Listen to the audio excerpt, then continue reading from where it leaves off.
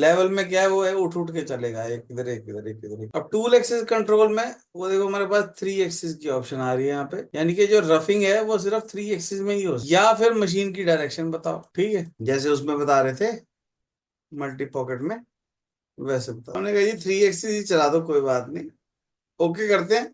कुछ पंगा होगा तो फिर उसको सॉल्व करेंगे। फिलहाल हमने इसको 3 एक्सिस इसमें चल गया, इधर नहीं चला। क्यों? क्योंकि वहां पे स्टॉक नहीं मिला, समझ रहे बात। तो रॉ मटेरियल मिलेगा तभी वहां पे कटेगा। रॉ